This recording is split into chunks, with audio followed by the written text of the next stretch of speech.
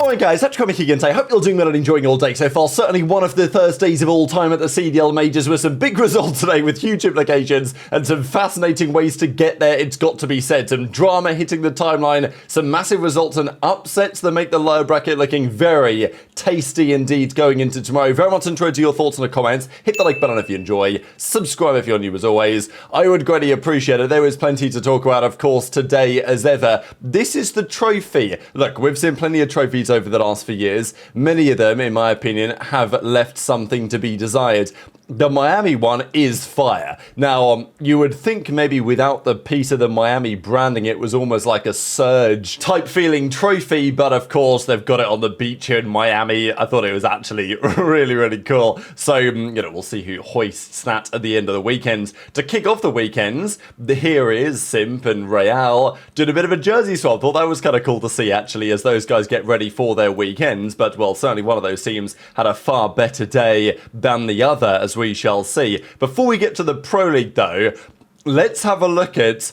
This is at the office next door to the venue. This is the Challengers pit. Can you believe it? So this is what it's looking like. I mean, it looks like, well, it is. I mean, it is, isn't it? It's a corporate office.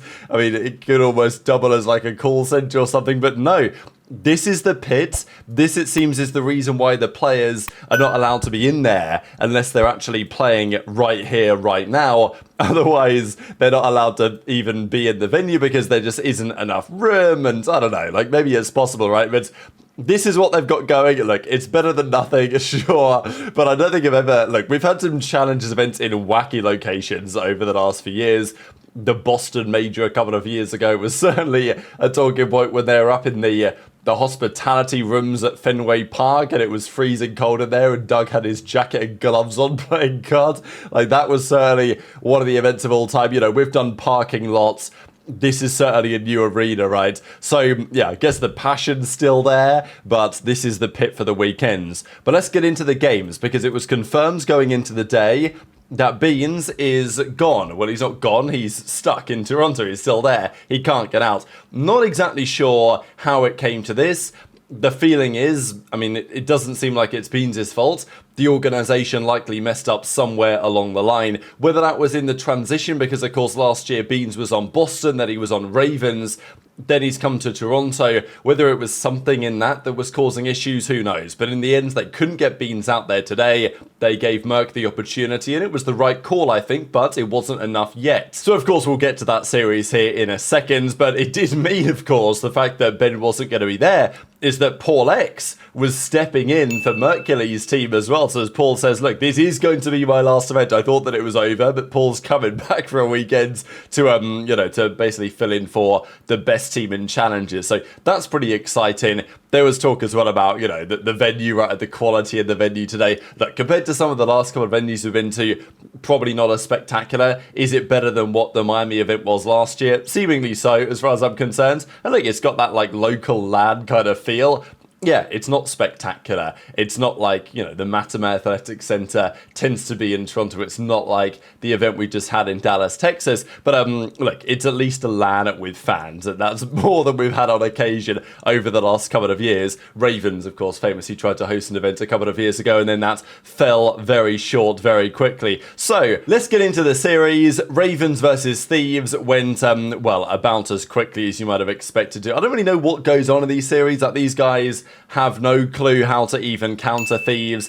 It's difficult to counter Thieves, but even with Envoy having a tough map, HyDra goes near enough double positive and just wrecks their whole world. No pun actually intended. But Rix, he played okay, but it wasn't great. And they put up a bit of a fight game one, but after that, Ravens just, for some reason, mentally against this Thieves team, they just know that they've lost before they even spawn into the server. So it's not even really worth talking about. They drop down to losers, and they will play in losers the Minnesota Rocker. And that is going to be such an important series for certainly Rocker's season, right? Because Rocker is the #1 seed. Well, at least of the losers bracket, the #9 seed, they get the advantage of playing what should be the #8 seed, which is going to be the Ravens. So that gives them a good chance. And if Ravens bomb out top 12, look, I feel kind of bad for Rex in the sense that he's played 2 series so far. both of them have been against Thieves. So it doesn't get much harder than that, especially with this Ravens team. Maybe tomorrow will be a different story for him, but LA Thieves, the difficulties they had against Boston last time out in Dallas, they had the easiest layup of their life round one. They love playing this Ravens team. Ravens have had a few days to prepare for playing them, but it didn't really matter in the end. So Thieves advance, top 6 guaranteed. They, of course, will look to, and frankly will expect to, go much further than that. This, though, was a pretty wild series, because we've talked about FaZe struggling online. It's got to be said, they did not look clean in this online stint, but they went 3-2. They got away with it. This series, to me, I thought it was probably going to be a Game 5. We've seen some very competitive series as of late between these two teams. Sure, the Grand Finals last major was a 4-0 slammage in favour of FaZe, but Surge at that point probably ran out of gas, and also, you know, Grand Finals, first ever Grand Finals, really like proper competitive series for a couple of those guys. The pressure was on, probably expected that they struggled to be as competitive. But I thought in this series it was definitely going to be somewhat competitive. But then FaZe come out map 1 and handle business on the game mode that they've been struggling in lately. They take Surge down on the map 1, and it's like, okay, maybe this is going to be a foregone conclusion. You know, who cares about what the narratives are? FaZe are going to come out and they're going to deliver the goods. But actually, no, that's not what happened at all. A nice spot here from Neptune was spotted on the red card search and destroy, and this was a map that, I mean, this was an inexcusable map to lose for FaZe. Simp was 12-3, he was cooking, you know, there were streaks in the air. Neptune started out 0-4, and you let him do this in the final round, takes down Simp, guns down the final man as well, and that's it. That's a 6-4, and the series is tied up. This is where FaZe usually are so strong. They won't always win all of their game 1s all of the time, but when they win game 1, FaZe, when they're at their best, will very, very rarely actually lose the game 2 as well. They're so good at just building that decisive advantage, and especially even if you do go 1-1, you would expect them to win the control. That's been their bread and butter, really. I mean, they've been good at every mode, but FaZe's control, I was looking at Simp's numbers in control this stage, and they're nowhere compared to, he was by far the best control player in the world back in, I mean, we are talking Cold War, but, you know, when that team was dominant, that's where they were dominant. And look, this FaZe team is going for 4 wins in a row, right? EWC, Major 1, Major 2, here we are, Major 3. That is unprecedented. We've only seen that in recent memory from the Dynasty, and that's talking, what, nearly a decade ago. So it's an incredible accomplishment that FaZe are on the reaches of, but there's a reason why it's an incredible accomplishment, because it is very hard to achieve. And right now, this is frankly the worst that FaZe have seemingly looked.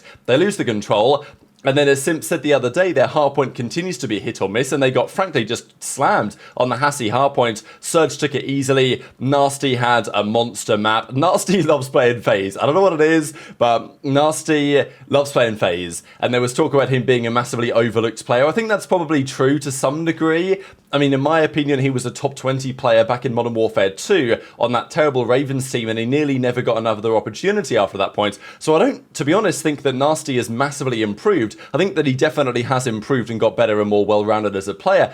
But I think Nastie's been here for some time. Just people are now starting to wake up to that reality. Bean just talking a bit of trash on, well, not trash, but he was just kind of roasting Abuzah's impression of the trash talk that he did from back home. But Surge take the win. I mean, FaZe, I don't think they'd lost a winners round 1 game since Vanguard or something crazy like that. Like, FaZe just don't lose winners round 1.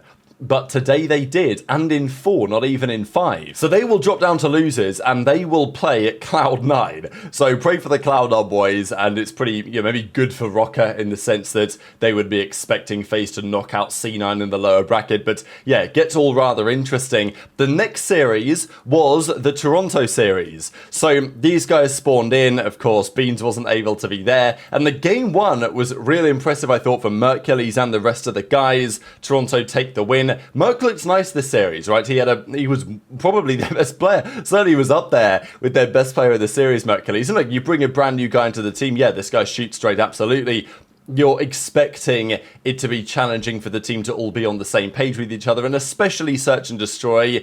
you know, I was thinking maybe Ultra could still get the job done here, but in Search and Destroy they looked completely clueless, really. Didn't know what they were trying to do without Beans on the team. And Mercury's on the game 3, this guy needed some help, right? And that was help that did not arrive. In the game 4, it was actually, I mean, Toronto, man, they'll really feel like they should have won this one. They had ample opportunities to do so. They brought the game back with a big comeback, and then they squandered it all at the final hill. Some mega plays, to be fair, from Super and Real to get over the line in the end. But yeah, big collapse from CleanX, really. And I was surprised by the outcome of this, because I know that on paper, probably the guys are coming into this series on Toronto thinking, oh, this is, you know, so unfortunate. This was our chance at a run, and mentally it's challenging to get maybe back in the right headspace to try and win again.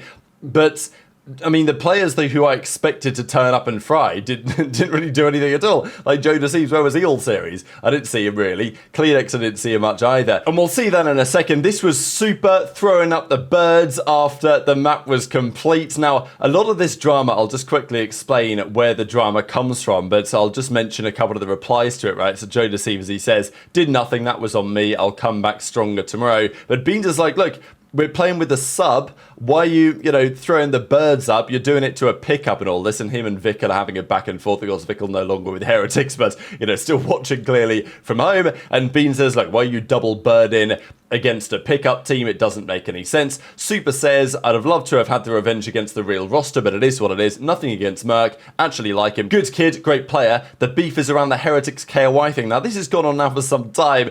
There's obviously a beef between those two organizations, Spanish orgs. There was also, I think, even a bit of talk earlier in the season when Toronto were trying to get Real at some point instead of JoeDeceives. And then there was some drama about, I don't know, there was meant to be some petty stuff happening in terms of the fact that they weren't able to get him in the end. So there's been a bit of a beef there. And the beef got pretty spicy because Adamu mistook metals for Super. So he does this whole tweet about it. It was like, what did I even do? And he says, the big shot of you giving us the finger. And he's like, hang on a second, that weren't even me. That was my boy. So yeah, it was honestly a great series though. That final map was pretty mega. Toronto dropped down to losers. It's super tough for them. But I will say that Mercury's in his first appearance definitely showed out to some degree. And really it was Joe and CleanX who I was expecting to carry the team. And they were kind of nowhere to be found. Renkor, though, what a player. Miami deserve a lot of credit, and who knows, their last home event, it wasn't really a home event, but it was in Madrid, hosted by Toronto, let's not forget, they came top 3. This event, they're actually hosting it, so maybe they can go one step further, who knows? They've looked like a dark horse candidate for some time, and this result certainly does not disprove those ideas. And here we go again, final series today. OpTic versus Boston Breach, a massive series of both of these teams to try and make it to the World Championship, and Boston have, with this victory, probably just sewn that up today. The remarkable thing about this series was, among many things, is that after winning, Boston barely celebrated. It's like they knew that this was almost a foregone conclusion in their eyes. They felt like their opponents simply just weren't on the server. And man, I don't know what to say really. Huke comes out, he does the Drazah, and it's like, oh man, OpTic are back, like let's see what they do on the game 1. And to be honest, before we even get to the game 1, like we've got to discuss the vetoes that OpTic came up to play today. I mean, we've seen this before, and it's such a common criticism. Like, I don't know how many times I've mentioned it, certainly this season, in recent seasons, that OpTic will just play the opponents on the maps that the opponents really like, and OpTic will play maps they want to play. But they seem to have no concept that maybe you shouldn't play the opponents on the maps that they're the best at. Boston like all of the maps that OpTic played them on this series.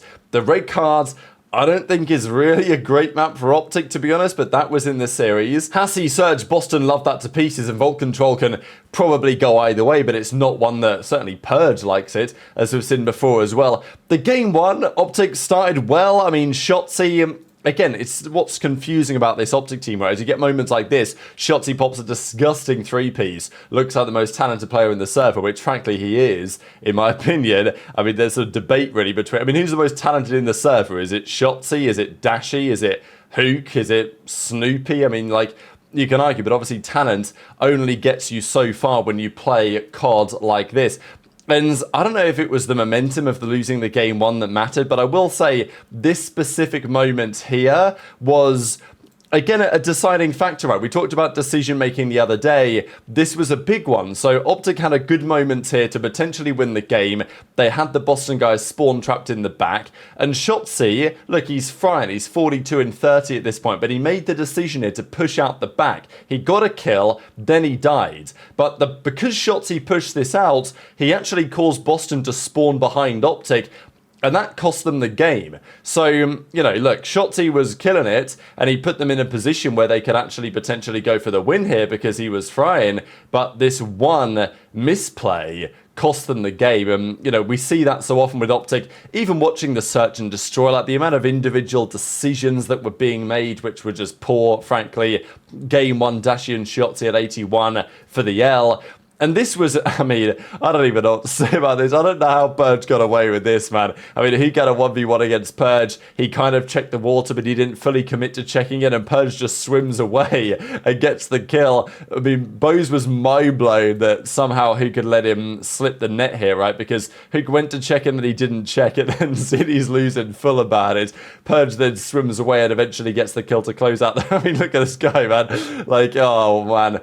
Wow, I don't really know. And like, even then you've got the crowds, they're coming on the microphones and they're not saying, let's go OpTic. They're saying, like, they're basically chanting OpTic suck. And have you ever heard that before? Especially from a crowd that's, I mean, the crowd are always pro OpTic, right? And even the final map, I mean, OpTic gave it a go, I guess. They brought it back to a round 5, and then when it came to the round 5, they just all went dead immediately, and Awakening made the play, and they won the game then and there. And even OpTic's offensive win wasn't exactly clean. So OpTic, they get slammed, right? 3-0s, and look, you can look at the maps and say, oh, well, map 1, map 3 were close.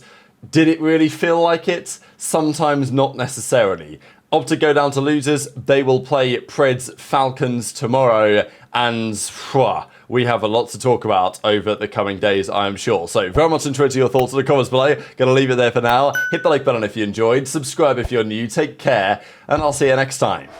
What do you think? You might need to play tomorrow. It's total game time. I mean, I just had half a Mickey. 2 minutes or so.